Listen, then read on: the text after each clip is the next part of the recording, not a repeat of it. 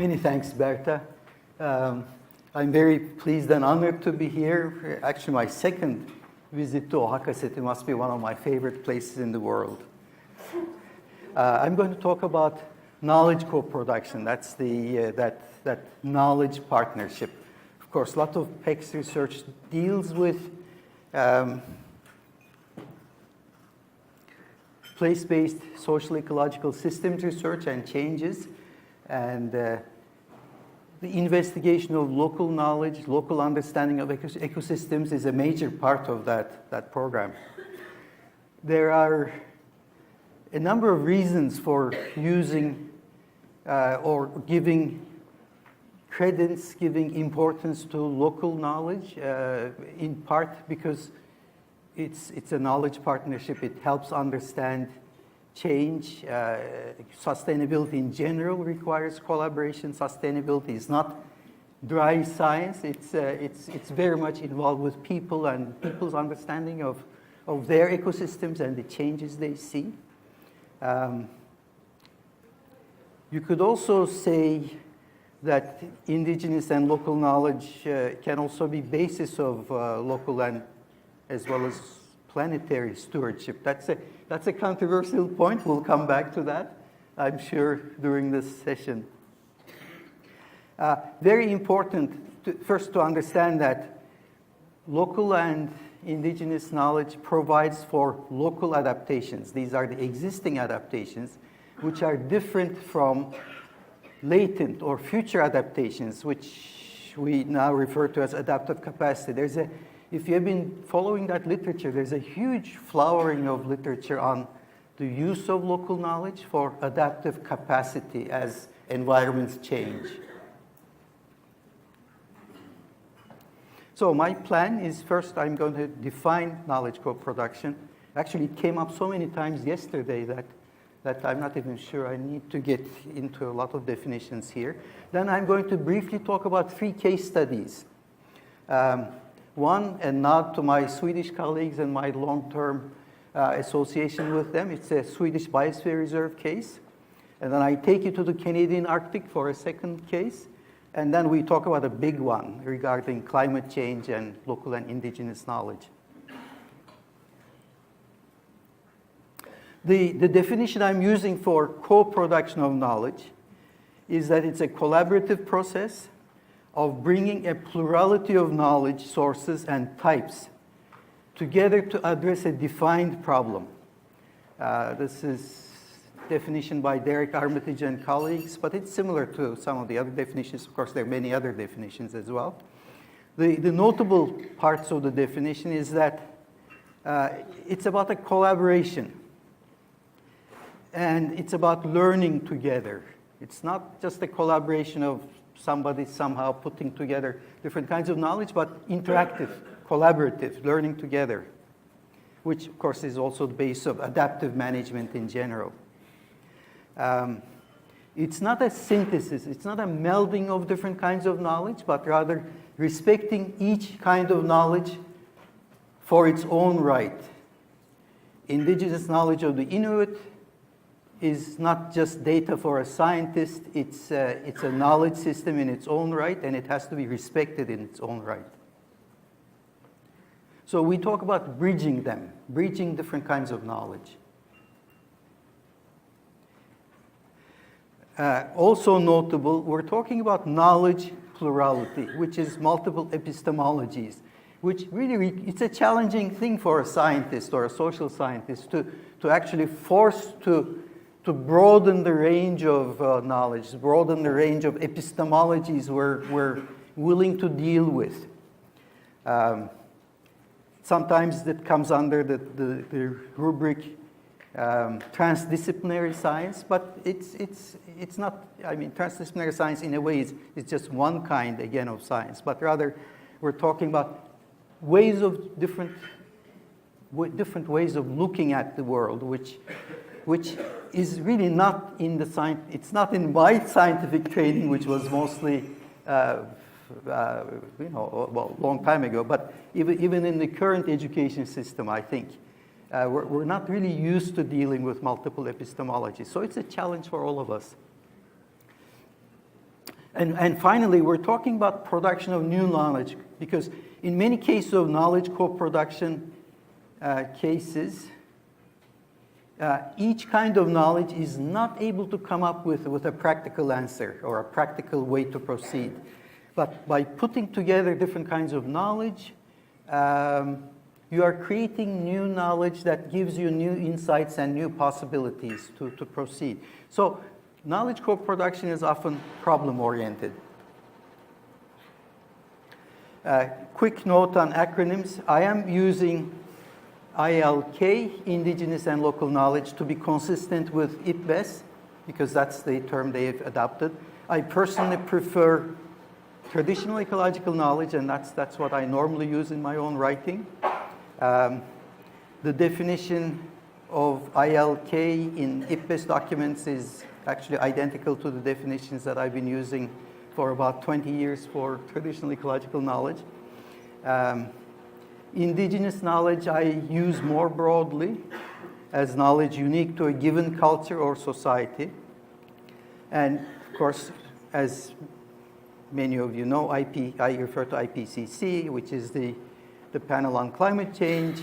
I put the two together because IPBES is basically the IPCC for biodiversity. But of course, it's much more recent. It started in 2012. First case, from Sweden, the Biosphere Reserve, Kristianstad Vattenrike, south of Sweden, south of Stockholm. It's a wetland area. It's a wetland area that has a lot of, well, biodiversity, although northern climes, as you know, are not that rich in biodiversity, but wetlands often are pretty good. It's a recreation area, but it's also an area where you have some farming activity. What's interesting about this case is that it involves local knowledge, but not traditional knowledge or indigenous knowledge as such. It's a case where you have clusters of conservation groups. You have a cluster of groups involved in water quality, and a cluster of groups involved in cultural heritage. They are brought together by the Eco Museum of the Biosphere Reserve, EKV. And it doesn't involve all of the groups, but it involves some of the groups from each of the three clusters. And the knowledge they bring together is local knowledge plus some science that the Biosphere Reserve biologists and others also provide. And what it gives you is a better management, because it looks at the conservation angle, the water quality angle, which is substantial, and the cultural heritage angle. So it represents the farmers, it represents the bird watchers, and putting together that knowledge gives you that knowledge co-production. The second case is very different. It's a single species case.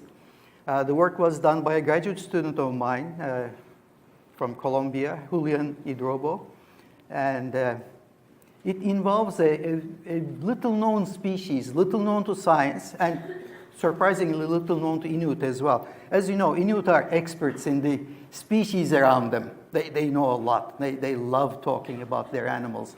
But this is one species they don't like, and they don't talk about, and they don't know much about. It's a deep-living species. In this one community that Julian went to, it comes up as a bycatch in the commercial long-line fishery for halibut, Greenland halibut. And Julian had a devil of a time to get them to talk about the species, because they were just not interested. So he stimulated them with science kind of questions.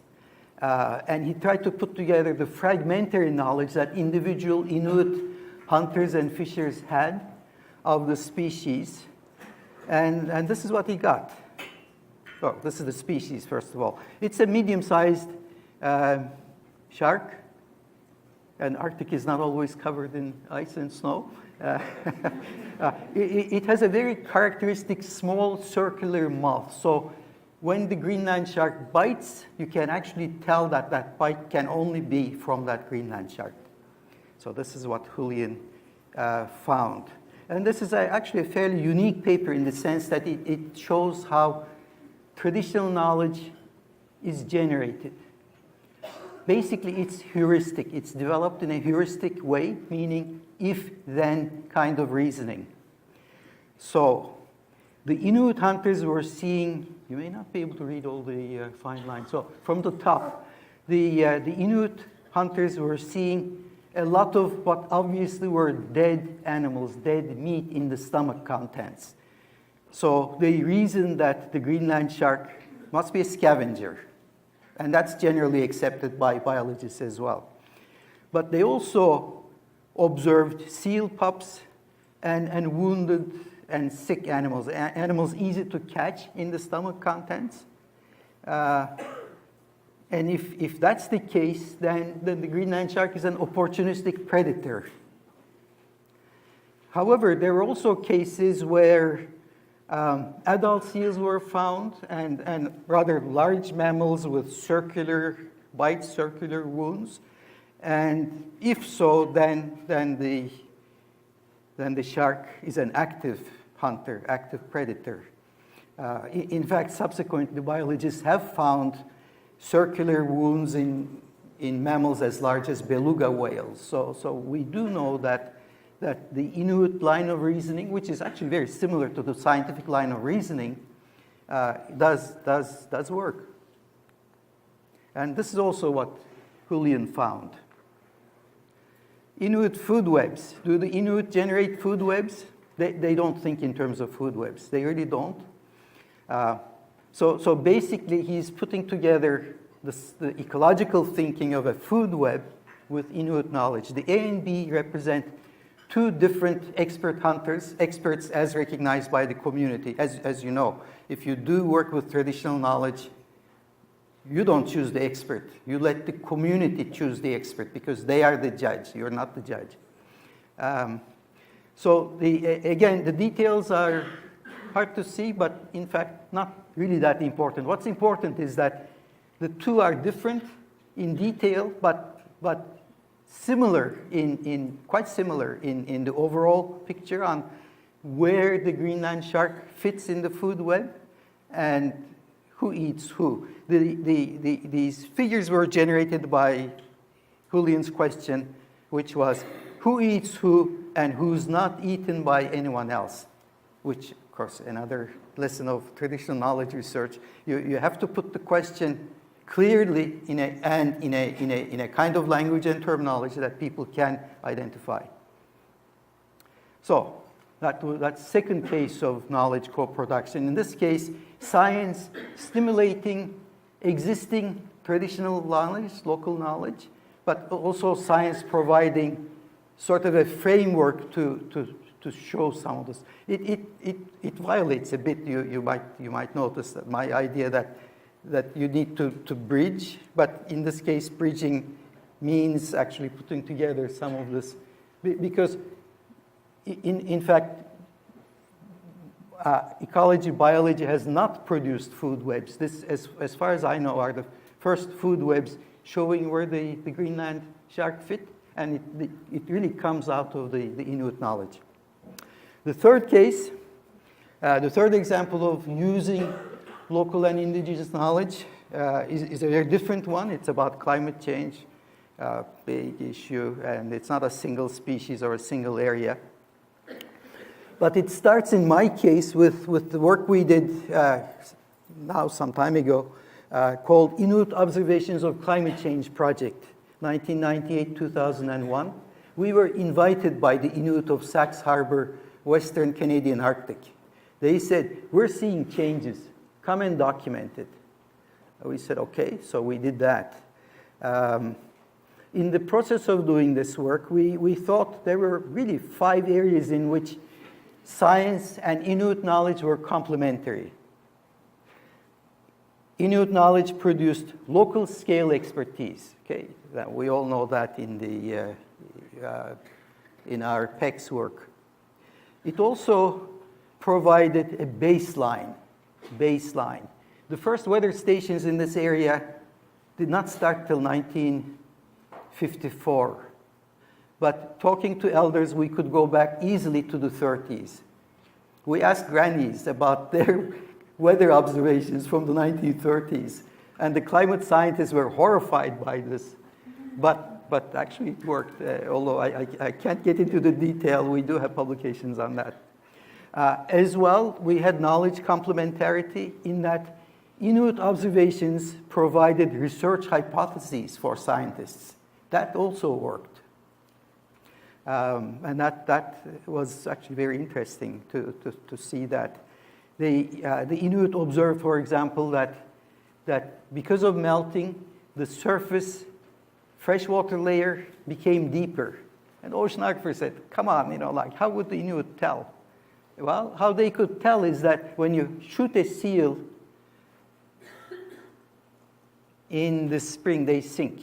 They sink to the bottom of the freshwater layer and stop there because they're just neutrally buoyant when the water is more salty and dense. And then they have to dangle a hook to bring up the seal. And of course, they know how much line they have to give to dangle the seal. So they come back and they say, this fresh water is quite a bit deeper. And it's true. And scientists have gone back and studied this in the case of the Arctic. Another area of complementarity, by looking at community observations, you really study community adaptations or adaptive capacity. How are they coping with these changes?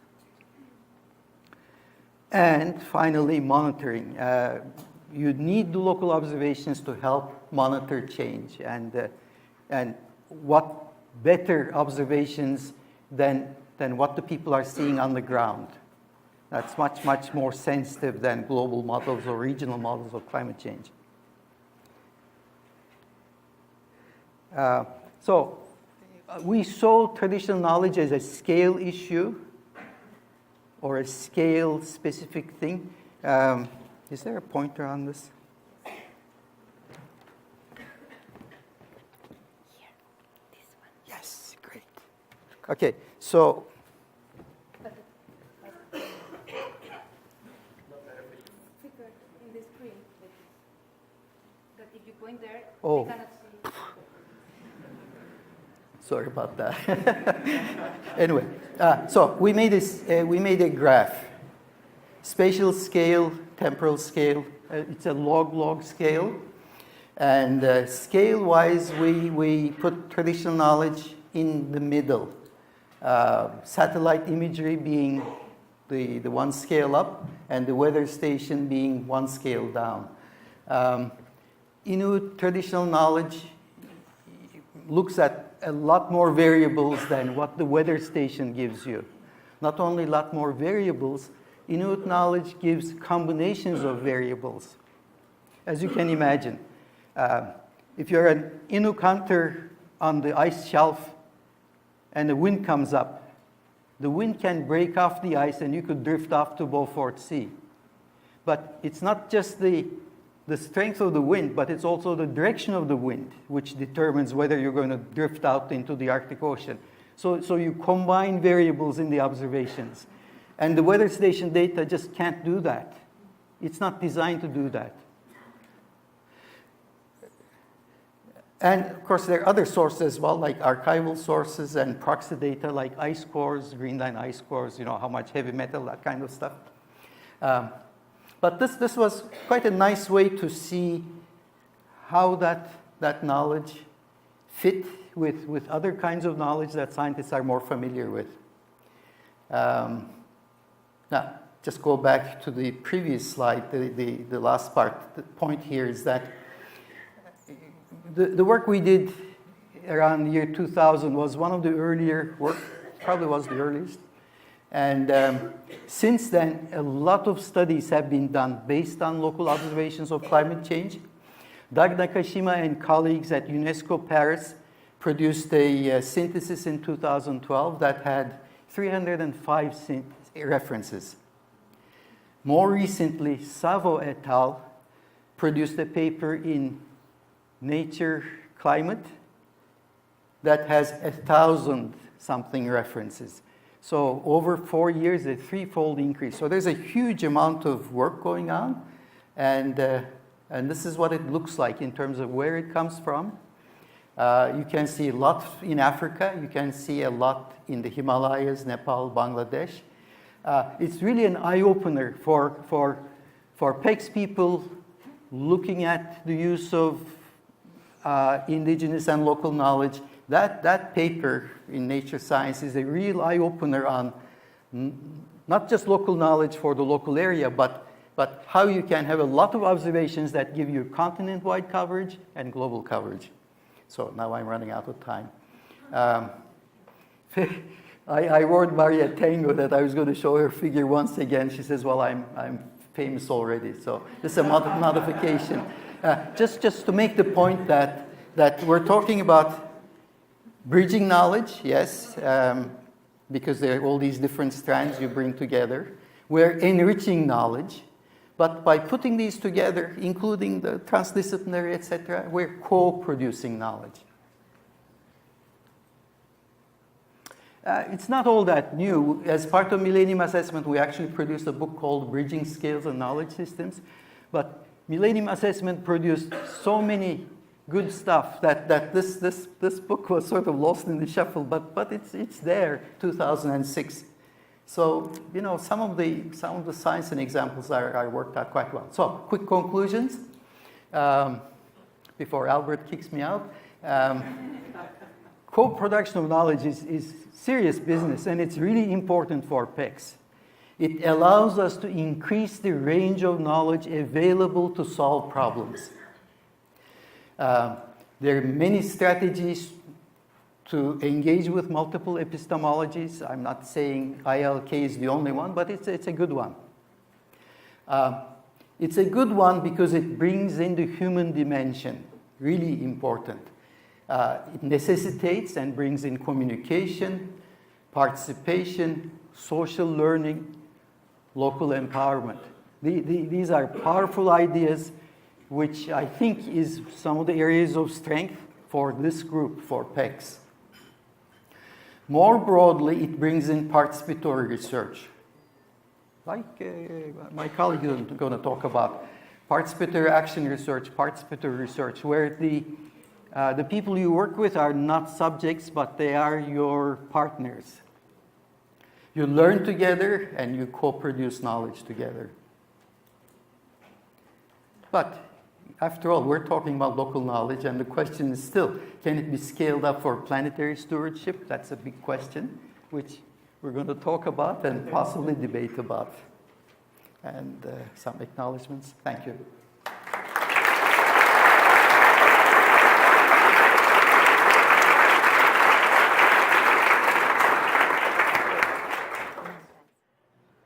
Buenos días.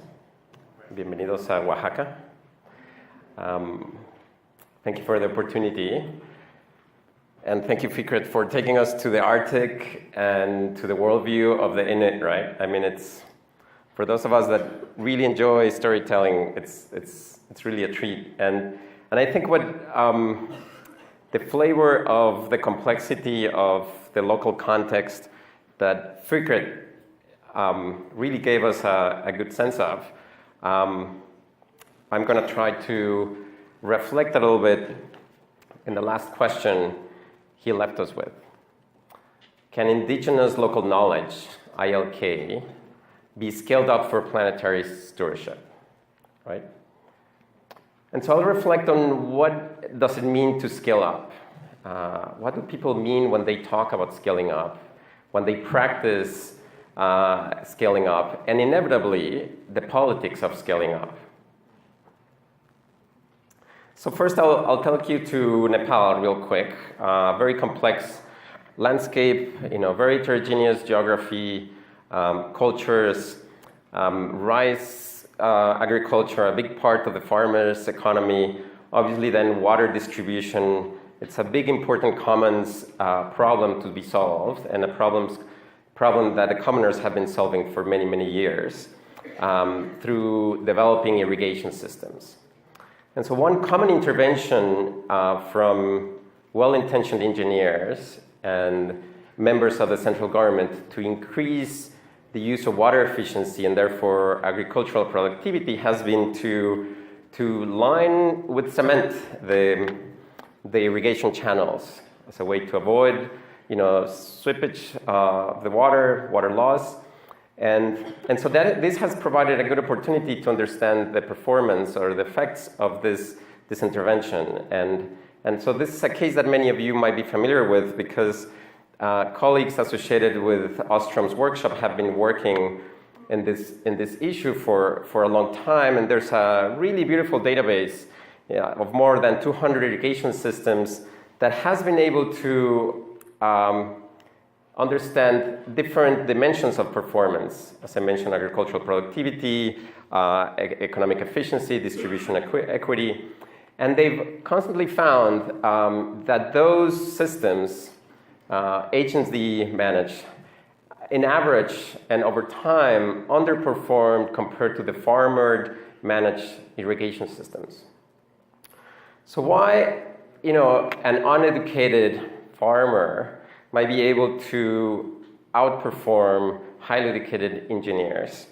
And so one of the explanations is that by coming together at the beginning of the season to clean the channels from debris, from a fallen wall, they come and talk about what are their predictions about the rainy season this year. They talk about what are the needs about water. Somebody has more need for rice because now they have, their family has grown, they own more livestock, etc. So there's an opportunity of interaction to share this local knowledge that Fikret talked to us about. And by not having the opportunity to do that, farmers are bowling alone. So how would have farmers scaled up lessons of success based on their indigenous local knowledge? Well, we don't know because nobody asked them. And that begs the question of who wants to scale up and how different people talk and practice scaling up. And so I work mostly on small-scale fisheries, and I've had the opportunity through my research to listen to different actors in this space and start answering the question of how different people talk and practice scaling up. And so those are some of the actors that I've talked about or that I talked to most recently through a global review we did on small-scale fisheries, where we wanted to understand the practice and theory on governance of small-scale fisheries, how researchers have talked over time. So we looked at the literature. We built a library of more than 2,000 papers on small-scale fisheries, and this did a discourse analysis over time, how people have conceptualized the problem of governance, talked about the solution. So it's a discourse analysis over time. And we also did a lot of interviews with practitioners. But for those of you that do not work on this space, these are some figures about the importance of small-scale fisheries. 38% of the ocean harvest, more than 85%, around 85% of the workforce to marine fisheries. Two important goals of the Sustainable Development Goals, poverty reduction and ocean conservation goals, are not going to be met unless there's engagement with the sector. So I want to show you this image because it's a powerful imagery of how a lot of these actors think about scaling up. I think about scaling up that way if I'm not careful. And so I just wanted you to have it in the back of your minds because not all the actors there look at scaling up in this way. And I think Fikret already made powerful statements about how the Inuit look scaling up. So those are some of the actors we asked and we talked with.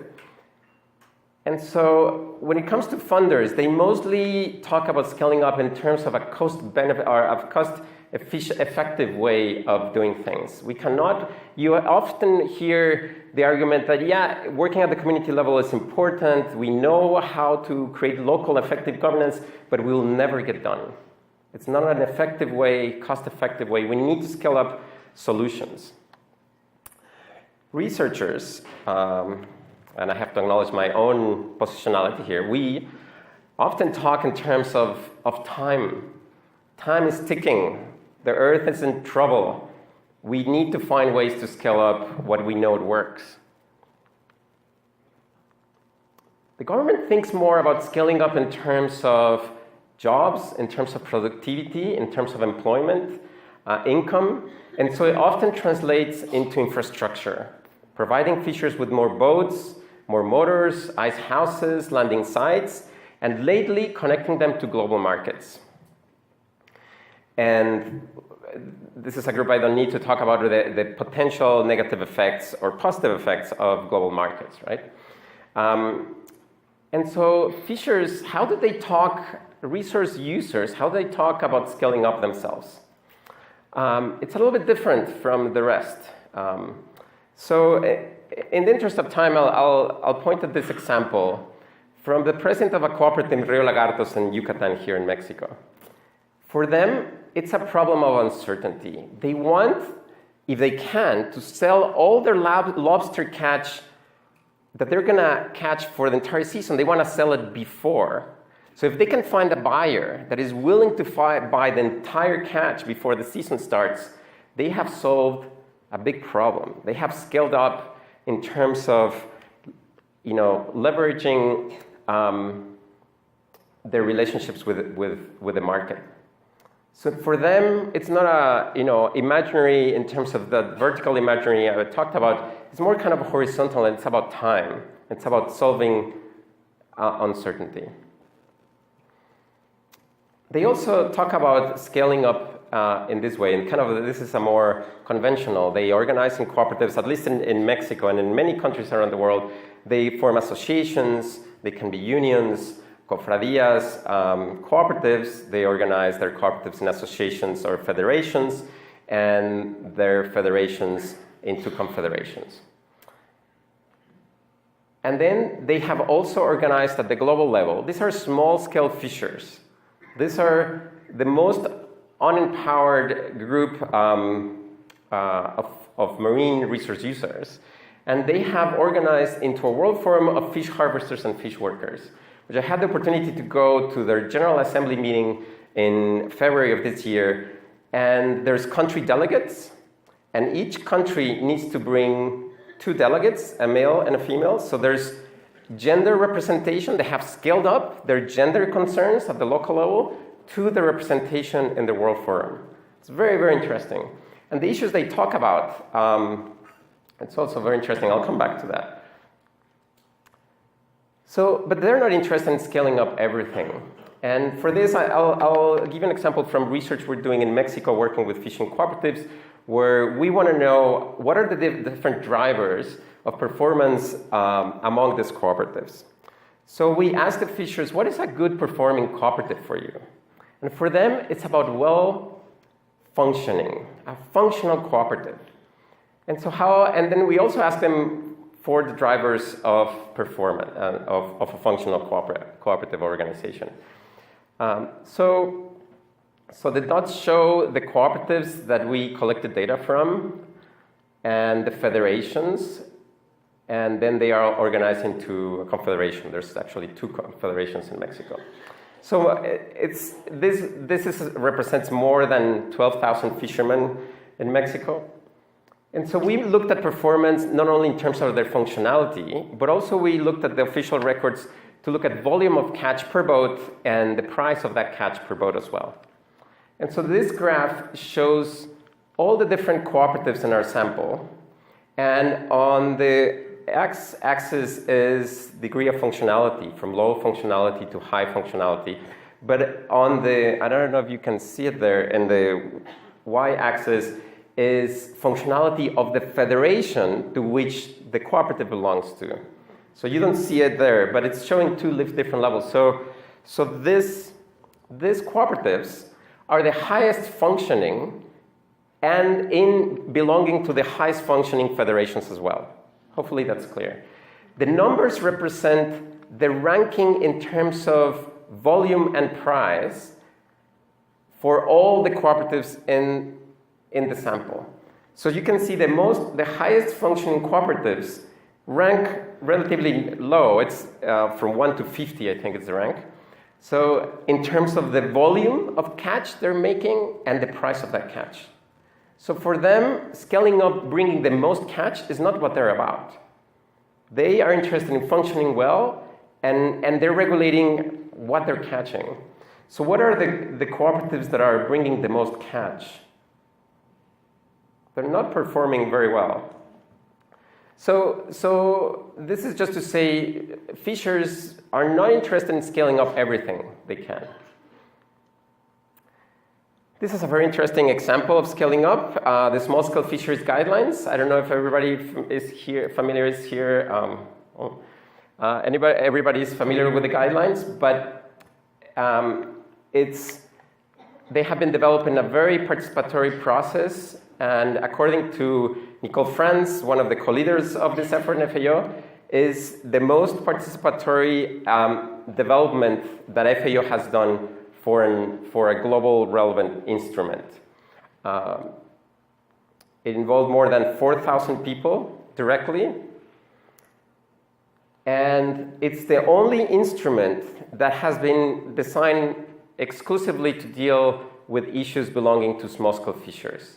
So it talks about poverty alleviation, food security, sustainability, and it has scaled up a number of issues that fishers have brought to the table. You can see in the screen. So I had the opportunity to be at the General Assembly of the World Forum of Fish Harvesters and Fish Workers, which they make a difference between harvesters and workers, because workers includes females, and harvesters usually is, well, not always. Anyway, not going to go there, but in the discourse of the guidelines, they talked about the guidelines as their guidelines. So the appropriation, I was very surprised about the appropriation of the guidelines. And it was a very interesting independent verification of how much they felt this instrument was theirs, not FAO's. So in summary, these are an attempt to summarize all the different motivations of different actors or communities for scaling up. Funders, cost effectiveness, researchers, a race against time. These are just illustrative framings of scaling up. So apologies for the generalization, but government, it's about infrastructure, market connectivity, increased income and employment, and fishers, it's about increasing representation, equity, functionality to sustain their livelihoods. So in these different discourses, we see a mismatch. We are all talking about different. We're all talking about different meanings of scaling up. So in closing, it is clear too from this research that scaling up is a political exercise in empowerment, right? And so that's something that we need to consider when we're talking about scaling up. And so the questions of who wants to scale up, what are the reasons to scale up, how to scale up, and who drives the scaling up need to be part of our arguments for scaling up, right? And so this brings us back to the importance of involving resource users and to some of the arguments that Fikret was making. And so if we are concerned about the participation of an involvement of resource users in scaling up, there's two roads left. And this is just in an effort to be a little bit provocative and dramatic. But these two roads are well known for us. No involvement or yes involvement. Sorry.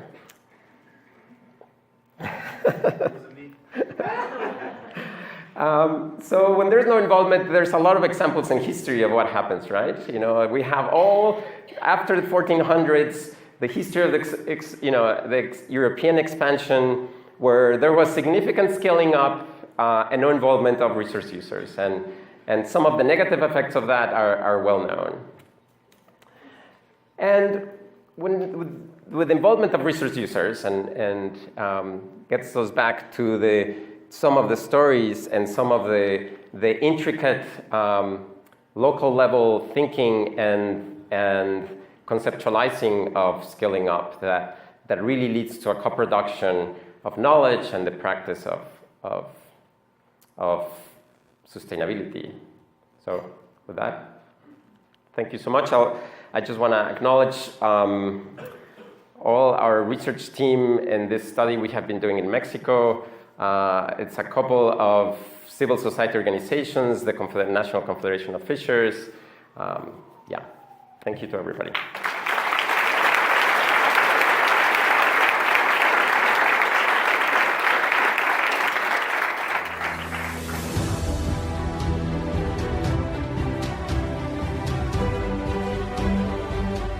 So my question to both of you, it's a mix of the two, is what implications, based on your experience, what implications exist or have when different stakeholders decide what aspects, like guidelines, principles, or knowledge systems, are scaled up? What implications it might have to the global sustainability? It's a difficult one.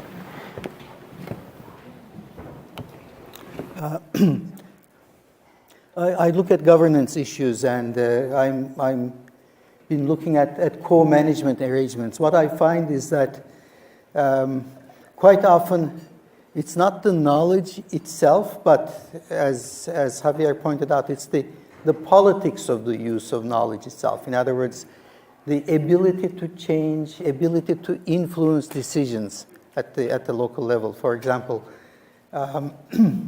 Canada, Australia, and some other countries have co-management arrangements with indigenous people. I often find that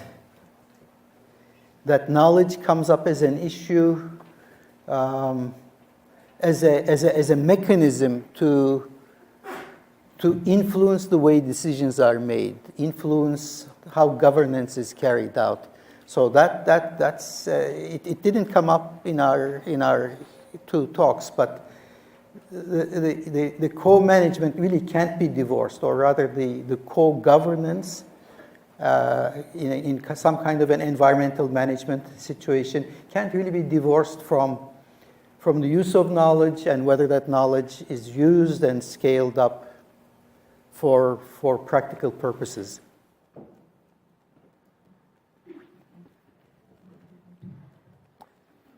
I don't know. I was also thinking. Yeah, it's. I think if we think it's an exercise on empowerment, then who has access to the new arenas becomes part of the struggle.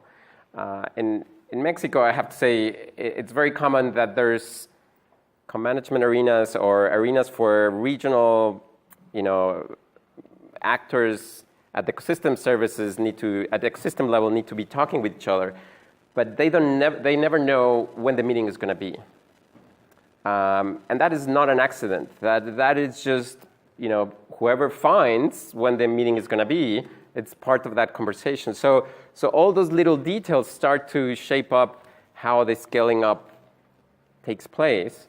Yeah.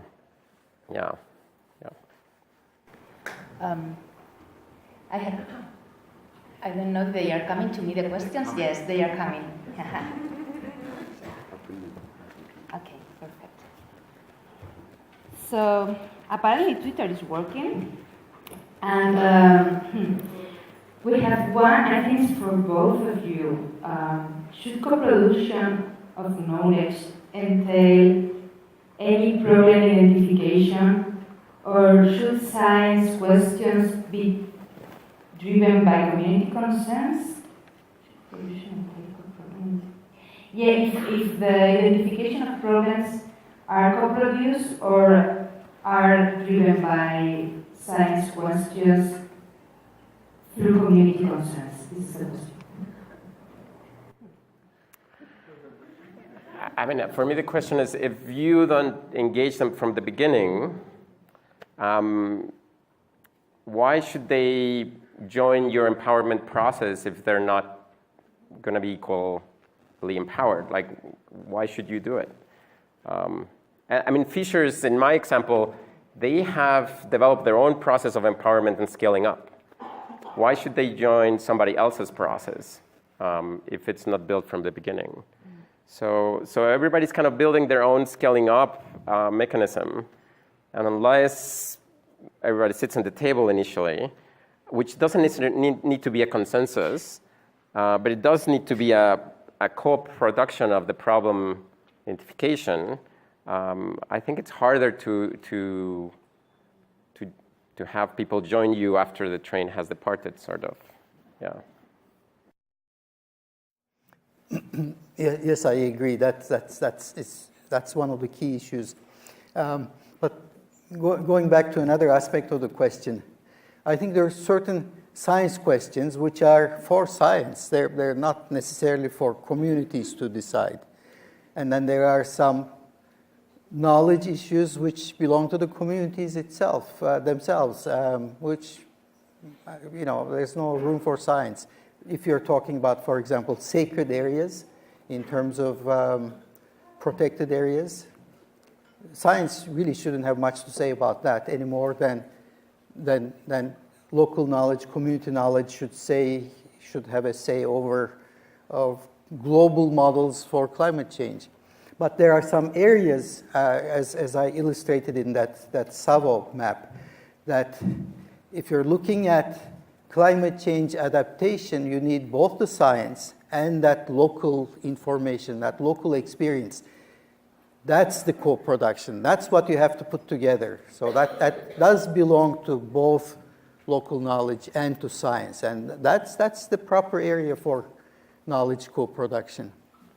I very much appreciate that, because definitely I agree there are areas where you don't need that belong to researchers, and I think that's part of the difficult aspect of it.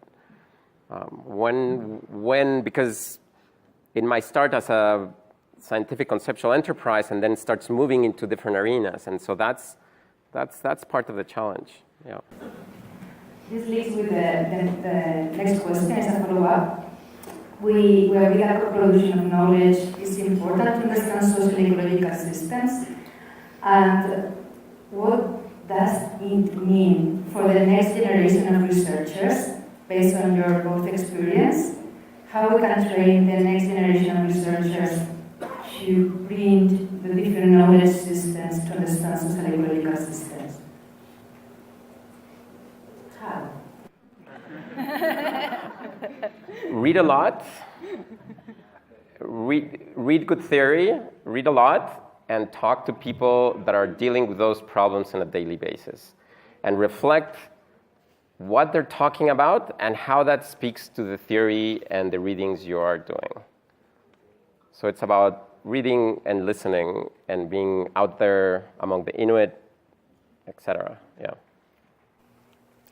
Yeah, in a way, the question is a bit self-serving. At least half the people here are that new generation. And maybe the minority of the people in this room are the older generation of people who had to make that transition from looking at people as subjects to looking at people as partners, community partners. And that's why we have quite a few practitioners and community partners here. There are a lot of indigenous people who are now graduate students and doing this kind of research. In fact, I've run into quite a few. So the next generation is already here. The important transition was, I think, in the earlier generation, where science meant you had to be arm's length from the issues you were studying, and that included people. And we had to break down some of those barriers. And my generation did that. I think we did it before Javier's generation came on. So now it seems normal to you, what seemed like a struggle to us in the previous generation. But I'd say all the power to you. I think we're already there. We have to refine our methods because to do community-based research is risky. You get captured by the communities. I mean, that's so typical. So you still have to maintain some kind of a objectivity while working with your partners, and that is a matter of mutual respect. because the community partners will have objectives which may not be exactly the same as your objectives. They should not necessarily be the same as your objectives. So you agree on many things, but on a few things you may agree to disagree. And you respect their objectives, and they respect your objectives, and that's why that's how I think the research would proceed. Thank you. And this is the last question. I have only Just a a wrap up, but this is brief. But we don't wrap up with this. Okay. We are talking about bridging epistemologies, but rarely we talk about bridging different ontologies. Any insight? One take-home message, like for this. And this is the wrap up. I think interactions bring common understanding eventually. The one message, learning, learning, learning. Napoleon said it apparently. Thank you so much.